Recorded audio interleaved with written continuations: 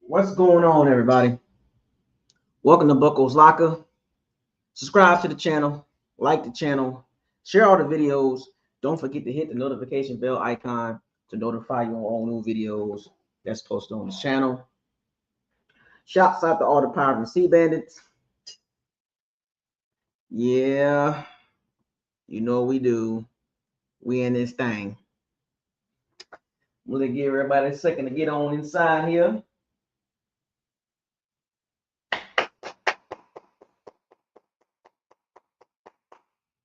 Come on in. Y'all see the title of the video.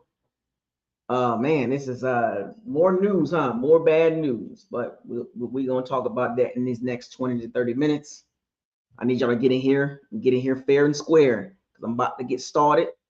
Y'all know this season I'm trying to keep this videos on the weekday 20 30 minutes, so we're gonna get right to it. You know, we ain't got time to be playing around. You know what I'm saying? Time is money. I got to get back to this money. I got to get back to the stocks and crypto. I can't be on here for 2 hours. You know what I'm saying? I can't do that. It ain't paying enough on here. I ain't getting paid to be on YouTube like that. You know what I'm saying? So I got to get to these talking points. This is the format. This is the format for the rest of the season. During the weekday, 20, 30 minutes, unless there's a post-game recap or maybe on Monday or something like that. But Tuesday, Wednesday, Thursday, I'm trying to get through these talking points and updates and all that so I can get back to this screen and these charts and this crypto and these stocks. You know what I'm talking about? Anyway, so first topic here, injury fallout. Man, it's injuries.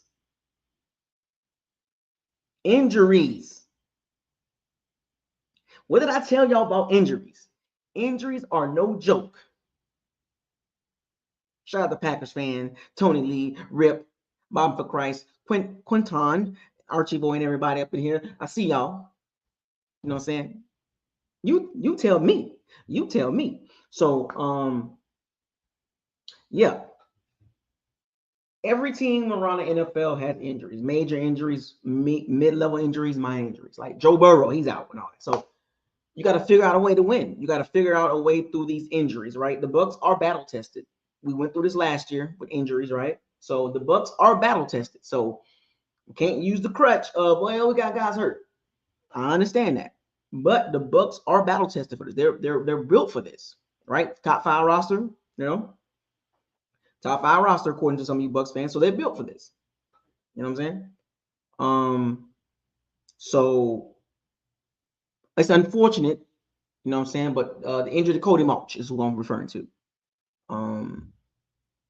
Cody Mauch is out for the season. Knee injury.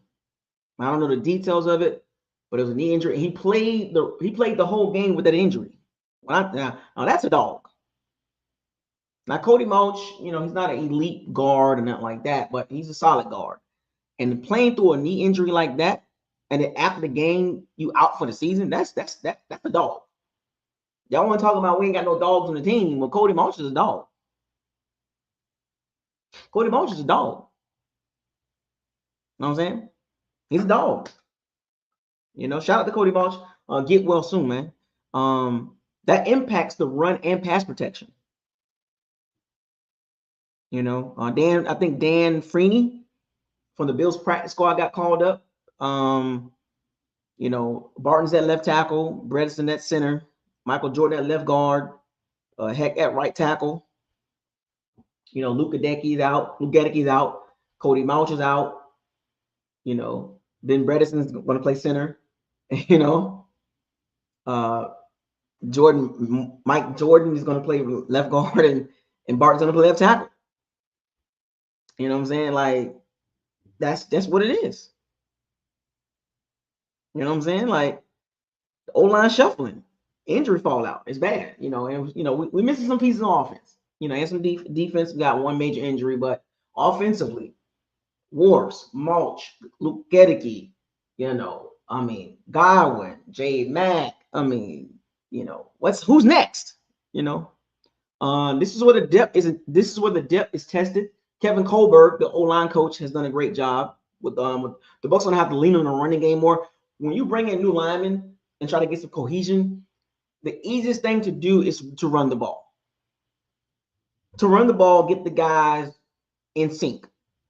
Like drop it back, like our pass run ratio, according to team rankings or stats, 59-58% pass, 41% run, which is not good with this particular O-line coming up for the next couple of weeks probably.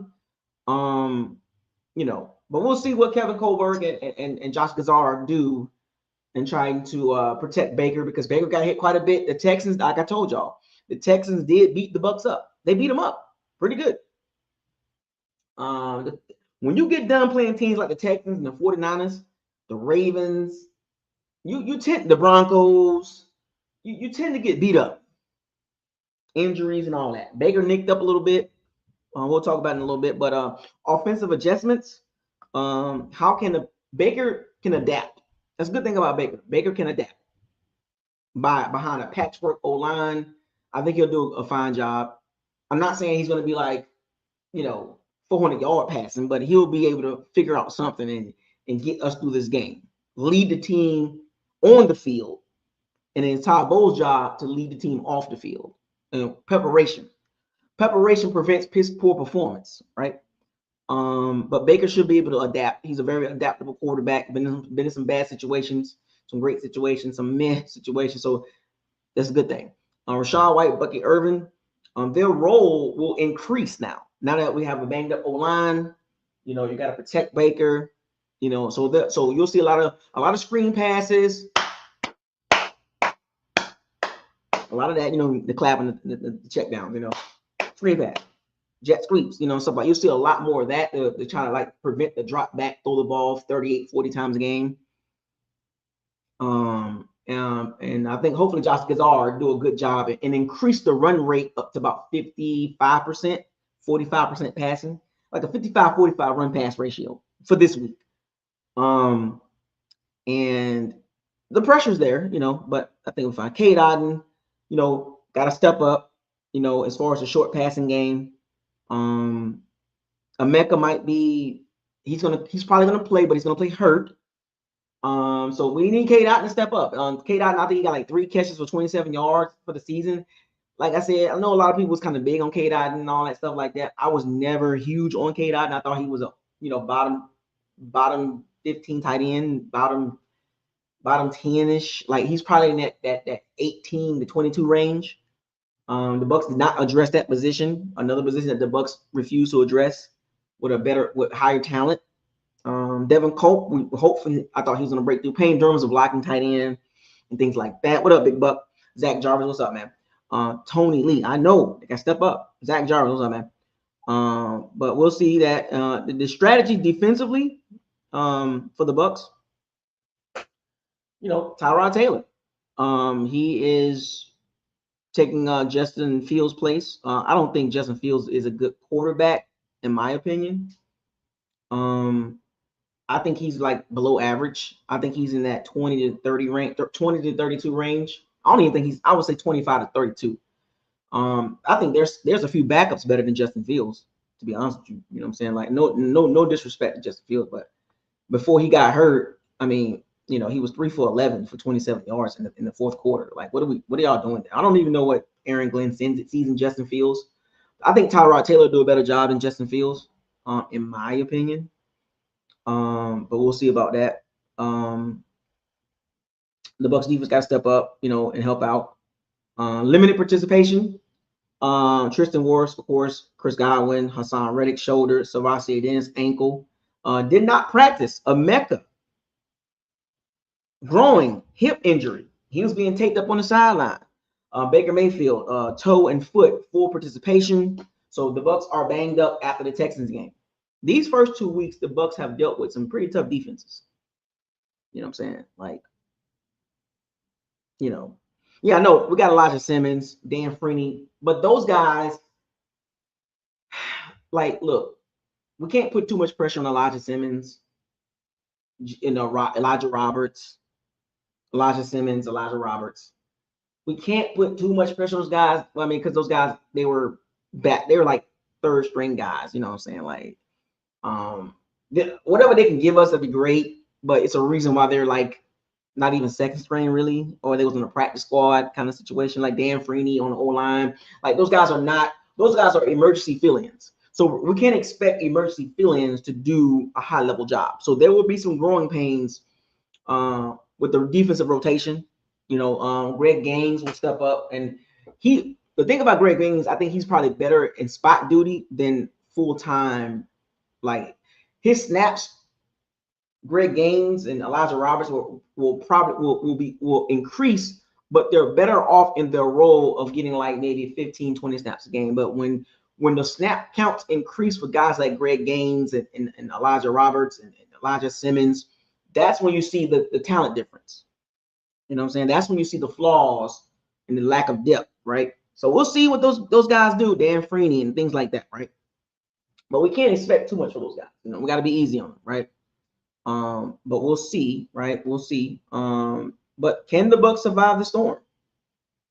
You know, can they survive this storm? You know, Tyrod Taylor, he's a mobile quarterback. He's a better thrower of the ball, so the defense is going to have to step up, obviously. You know, key matchups: Sauce Gardner, Mike Evans. So this is another week. So Mike Evans had to deal with AJ Terrell. Then he had to deal with Derek Stingley. Now he got to deal with Sauce Gardner. Like it's never going to stop. And at 32 years old, you know, he's going to have some games that he doesn't have a huge impact. He will have some games that he has big impact. But these first 3 weeks, Mike Evans is in goddamn hell. Excuse my language, but Mike Evans right now he in hell. He like, God dang, man, every week at 32 years old, you got to deal with a top level cornerback. Because you know, at this point, still Mike Evans is the best receiver on our team, right? You know, and he still demands attention. But guys like Sauce Gardner and Derek Stingley Jr., you know, you got to deal with those guys. You know what I'm saying? Like we got to figure it out. You know, we got to figure that out. And can't whine and cry about it, right? That's what comes with the territory about being a number one receiver. What up, Daniel Berry Sports? Then you got Emeka versus Brandon Stevens. Stevens, I don't like Brandon Stevens. I saw him at the Ravens. He's not good. If he's on the field, Baker needs to attack him. Josh Gizzard needs to attack him. The Jets secondary has been pretty decent. They're not terrible. They had a really bad week number 2 offensively. Defense did what they could, right? The Jets, you know, Braylon Allen and Breece Hall, they run the ball well, but that was with Justin Fields back there. But I think the Jets will be a better passing team. And then Tyrod Taylor can extend plays. He can scramble, right? He's probably one of the better backups in the league. So that remains to be seen how the Bucs can contain Tyrod Taylor. You can't, you know, he's been around for a long time, so he's seen all the defenses, you know, all the blitzing and stuff like that. That's cool. We'll see.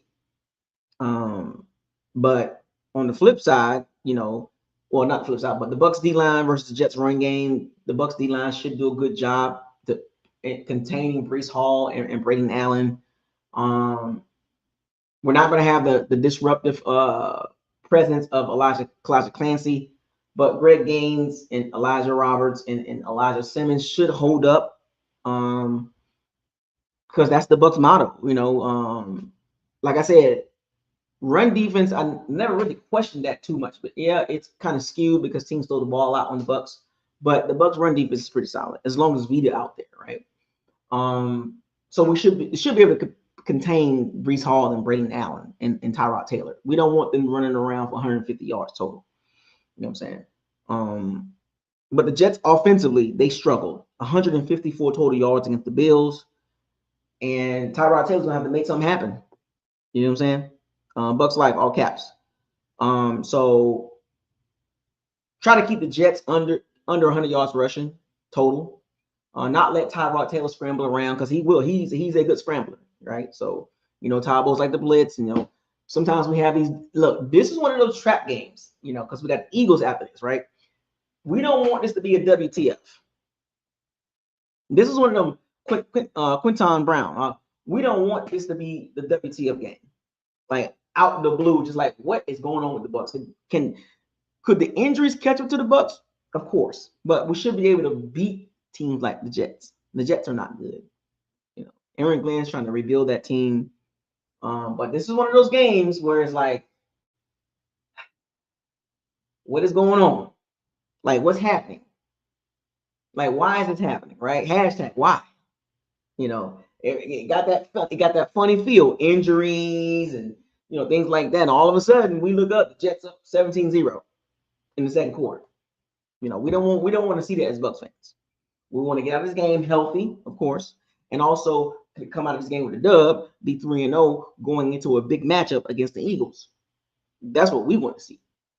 But sometimes these strange games happen, and hopefully the injuries don't catch up to the Bucs. Now, mind you, the first two games we won by 3 points, and we won by 1 point.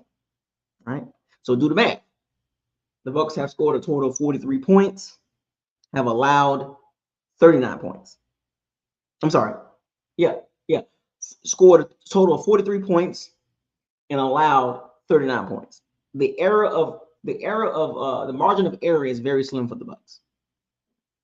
I'm glad they're 2-0, but we got to get healthy. When I say we, it's like the team got to get healthy, but it's not really under their control. It's about how your body, it's how the training staff get the guys healthy, right? But injuries can impact a lot of stuff and change up a lot of things. And then you got the Jets. The Jets got some injuries too, but they don't have injuries like we do. I think Will McDonald or James, I think it's Jermaine Johnson kind of hurt a little bit. The Jets do have a aggressive defense too. Aaron Glenn is going to dial up something, right? But Bucs defense, Bucs defense should be able to contain the Jets offense. Vita, Yaya Diaby got to give me something. Haason Reddick got a sack last his first week week. In week 1, he got a sack. Week 2, he had a couple pressures, but really didn't have a major impact. We're still trying to figure out what Diaby's trying to do. We want him to have a breakout game, and he has not really gave us that yet because we was expecting a big jump. Logan Hall has been pretty quiet. Greg Gaines got a sack. He's not even a starter. He got more sacks than more sacks than Hall and Diaby combined, right? And they're supposed to be our young guys, right? So we can't depend on Greg Gaines to get sacks like Calijah Kancey, because he's not that type of player. And we can't. And Vita, he's been quiet as far as rushing the passer. Remember that Vita's getting older, so he's not getting better, right? So we need somebody to step up. And we thought Logan Hall would be that dude, but he's kind of starting out with a rough patch right now. And then also, Benjamin Morris, number 35, Zion McCullough, Garrett Wilson. That's their guy. Garrett Wilson. Gotta control Garrett Wilson. I think we'll do a good job there. I don't like the Jets tight end situation. I don't like their second and third receivers. I just don't like the Jets offensively, their makeup. I don't think they're good enough, to be honest with you. You know what I'm saying? To beat the Bucs, even with the injuries. But in all, the strategy should be basically contain Tyrod Taylor, make sure Garrett Wilson don't go off, right, and you force some turnovers. The Bucs have no turnovers. The Bucs have no turnovers, 0. No interceptions, no fumble recoveries. But I remember in the preseason, people talking about, the Bucs leads the preseason in interceptions and turnovers. I was like, okay, that's cool. But come regular season, what's going to happen? Is that going to translate to the regular season? And as of right now, the Bucs have no turnovers. And they have, I think, 4 sacks, 1 by Tyke, 1 by Greg Gaines, 1 by Haason Reddick, and they got a half a sack by Elijah Robertson and Levante David. So 4 sacks total, 1 by a D lineman, 1 by outside linebacker. So the Bucs still have issues getting to the quarterback. So, and the Jets O-line is not great, but but my final point is, the game outlook. If the Bucs go 3-0, win this game, that'll be the first time since 2005 that they go 3-0. you know. And then remember, we have to win this game because these next 4 games, Eagles, Seahawks, 49ers, and Lions. We cannot lose this game. So my prediction, I got the Bucs winning 27-10.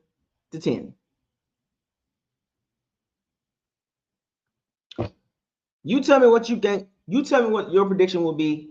You tell me your thoughts on this game. I got the Bucs 27-10, moving to 3-0 into a brutal stretch. A brutal stretch.